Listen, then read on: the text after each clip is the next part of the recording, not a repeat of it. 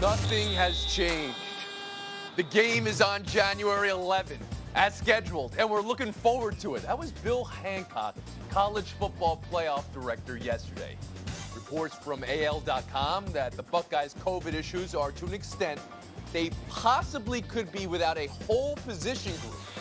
Whether that could trigger a postponement remains to be seen. SI's Ross Dellender reports if they do move it back, it'll be moved back a week to January 18th. And then, do we want to talk about Kristen Saban-Setis, Nick Saban's daughter? Not really.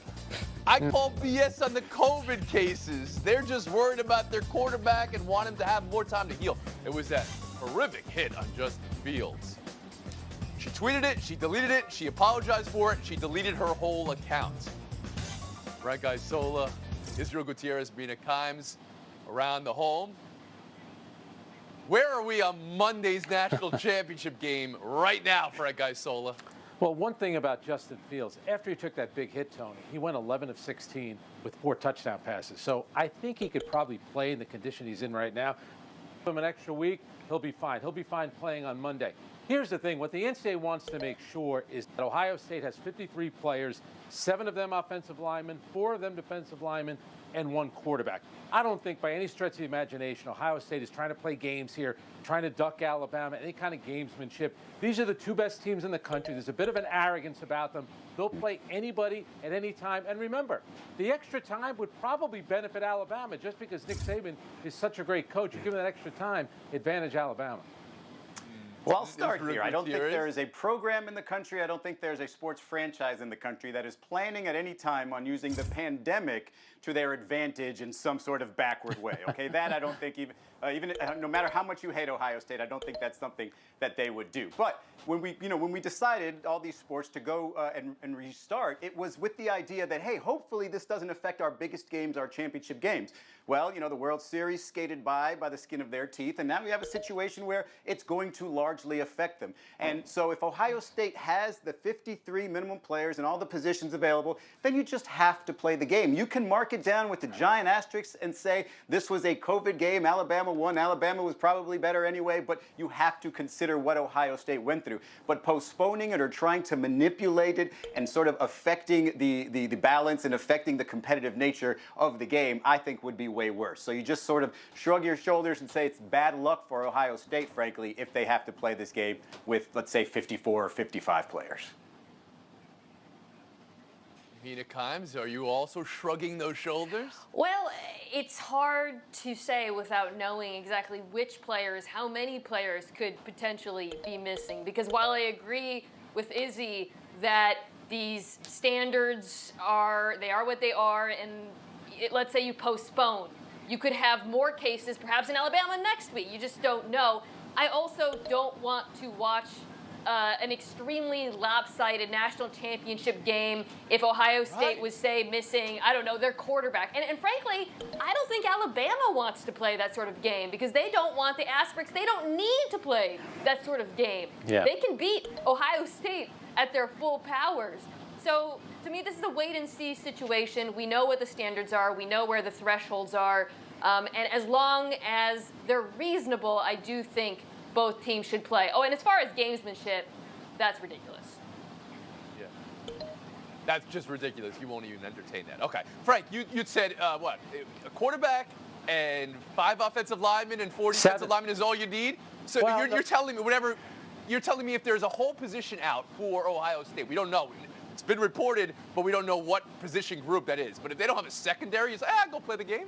Well, remember, Tony, they're saying 53 players. So of those 53 players, you're probably getting less experienced guys, for example, in the secondary. But remember, Ohio State did this in the Big Ten championship game against Northwestern. They were down a lot of players, and you can knock Northwestern all you want. Northwestern, in the bowl game, they did a pretty good job on Auburn. So Ohio State's been down this road before. I think that Ohio State's looking at it like, we have enough players, we'll go in and play Alabama, but guess what? If the NCAA says, you know what, we're going to postpone the game a week, I actually think both teams would be okay with that. Right. I think the pressure is coming from conferences, right? Maybe not teams, but the conferences wanting to protect their teams. All right. There's that situation in college, and in the NFL, not so different. Browns Steelers still on schedule, and the latest testing for Cleveland no positive tests. Players and staff who aren't already in protocol today.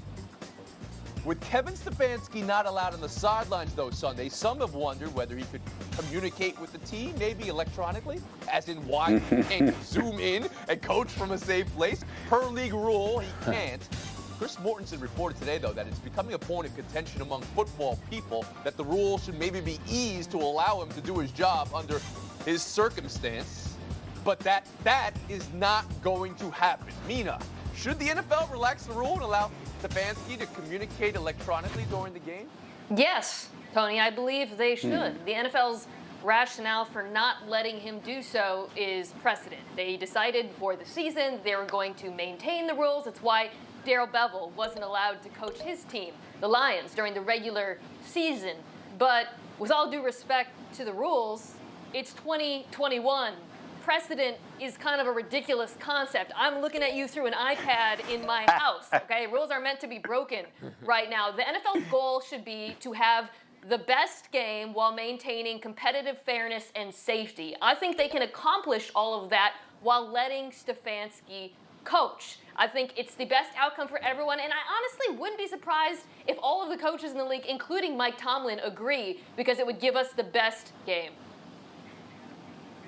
Should the NFL maybe put it to the Pittsburgh Steelers and see if they would allow it? Do you think that is something that would be fine, or does that be untoward and allow an opponent to kind of decide what happens here? I don't think they will, but I think it would be reasonable. And honestly, like I said, I would be surprised if Mike Tomlin objected. He believes his team can beat this this Browns team with a coach. Now, it's different when we're talking about a player like Joel Bitonio who can't play. Obviously, that's where safety and protocols come into place. But Kevin Stefanski can coach this team safely. I believe it based on everyone I've talked to, and I don't see why they won't let him. Frank Isola, should the NFL maybe relax the rule, allow Stefanski to coach electronically? You know, it's funny, Tony. We're all sitting here at home working, and you're asking me, should Kevin Stefanski be allowed to sit at home and work? I absolutely think he should be allowed to do it. These are obviously extraordinary times. You know what? Looking at it today, these really are extraordinary times. Why not allow him to do that? But I'll say this on behalf of the Pittsburgh Steelers. A lot of issues with COVID this year, their games got moved. That really seemed to interrupt and disrupt a lot of the rhythm that team was in. If I'm Pittsburgh, I would say, you know what? No. You're not changing the rules here. This is the way it has to be done. I feel bad for Kevin Stefanski. Likely be the coach of the year. He's done a great job. This team is in the playoffs for the first time in, 18, 19 years. He's earned this right to be there. Unfortunately, he's not going to be there. I wouldn't have a problem with it. I think it's fine if he did coach from home. Well, Mina, I'm looking at myself in an iPad, at you behind with the computer behind the iPad, and heaven forbid if somebody knocks on my front door right now. I don't know what we're going to do. So I do think that they should definitely allow Kevin Stefanski to coach from home, because I think the competitive question here, what changes there? What competitive advantage does he have coaching from home in quarantine? Is he like crowdsourcing out the window real quick and finding out what his neighbor wants to run? I don't see the problem here. In fact, if you just want to keep his face, and I made a joke about this on HQ, if you just want to keep his face on an iPad, on the Zoom, on the sideline, so that you can see where he is and that there is no advantage, then why not just do that? I'm with Mina. Precedent here doesn't make any sense because obviously this is unprecedented times. There's already electronica. I don't know why I said it like that, like it's rave going on in Belgium. There's already electronics on the sidelines. Everybody's got a tablet. They're looking at the play they just ran. I mean, so there's an agreement there. We'll move on. One more story to get your take on here. Devontae Smith, Heisman Trophy winner. Can't forget the name or the look he had last night. Mr. Devontae Smith. Fourth wide receiver in history of the trophy. I've got two questions, Israel. Anti-receiver bias, or maybe it's just quarterback and running back focus? Have we finally moved past that? And two, what type of pro prospect is Devontae Smith?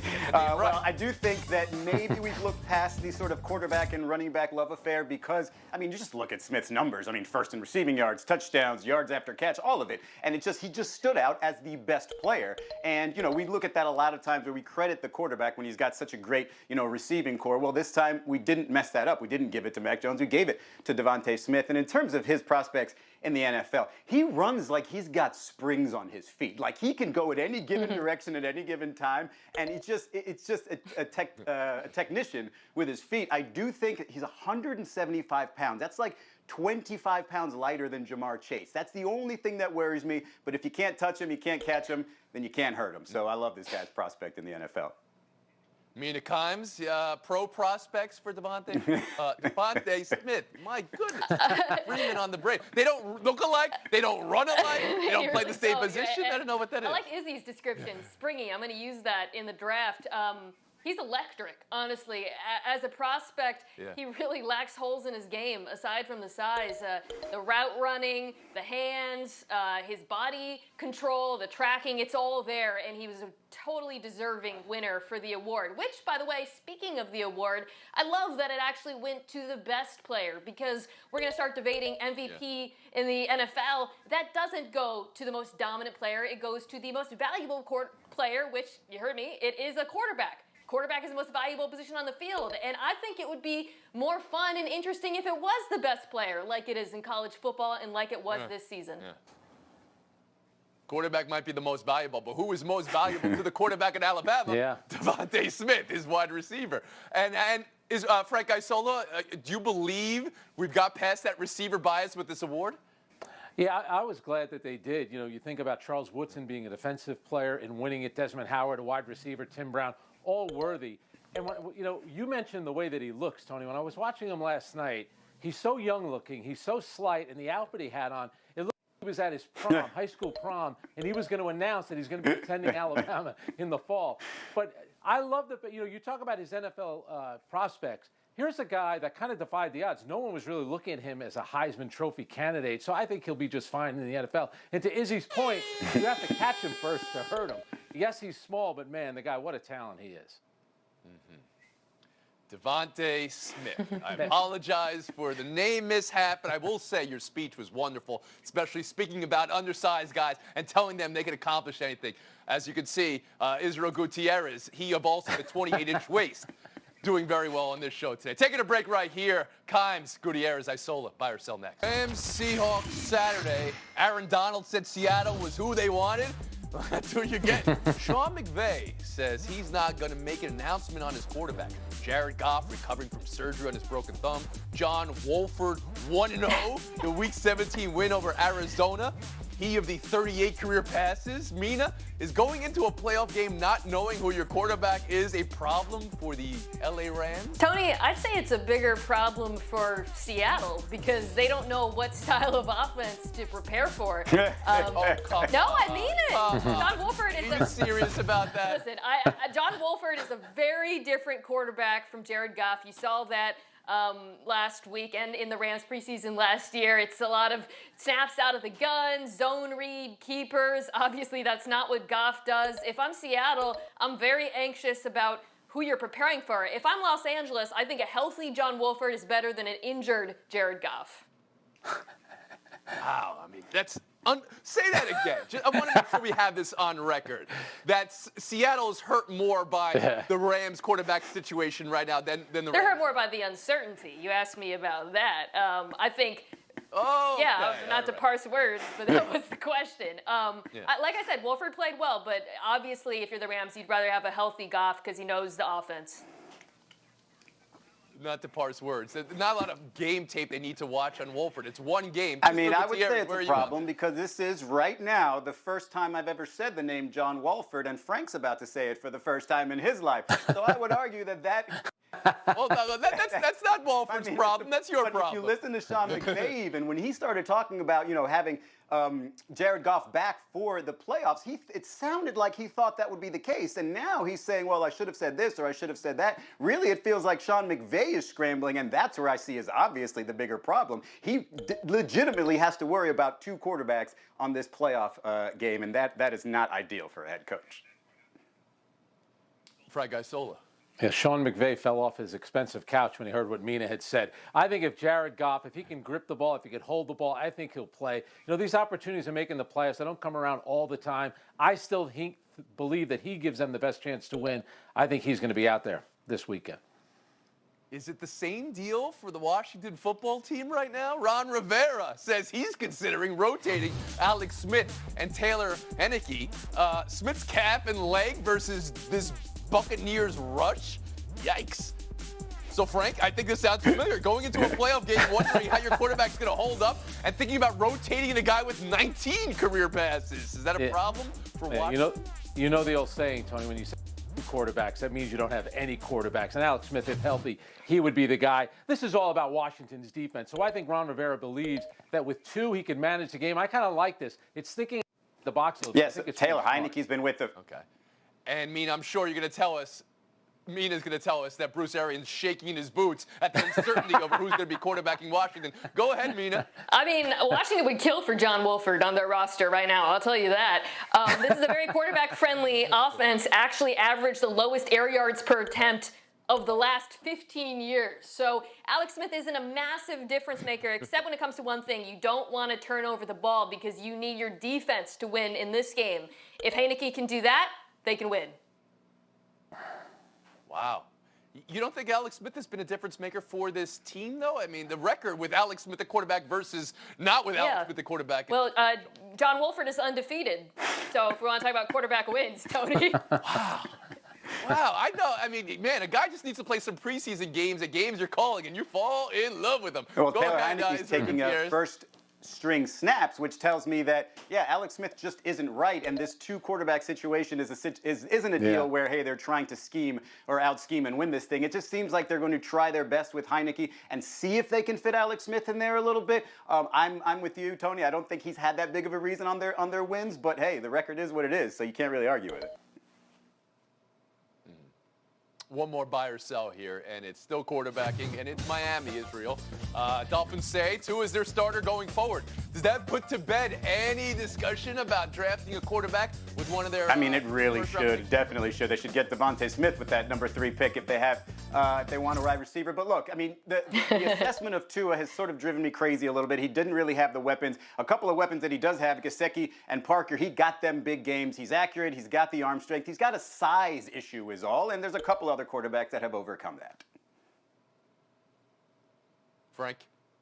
You know, they won 6 of the 9 games that he started. And, you know, there's an expression, the cake bake. Whatever happened to nurturing a quarterback? Now we're just judging guys on 9 starts. I mean, you draft a guy that hard, develop him a little bit. Maybe he wasn't great in year 1, but come on, I'm sticking with him.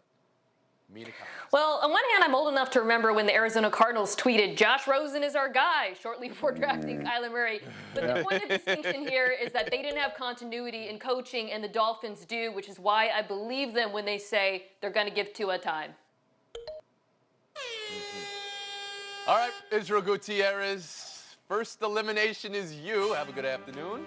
Mina Kimes, Frank Isola, showdown in 2 minutes. Kimes, Frank Isola, good luck in showdown. Spencer Knight, standing on his head.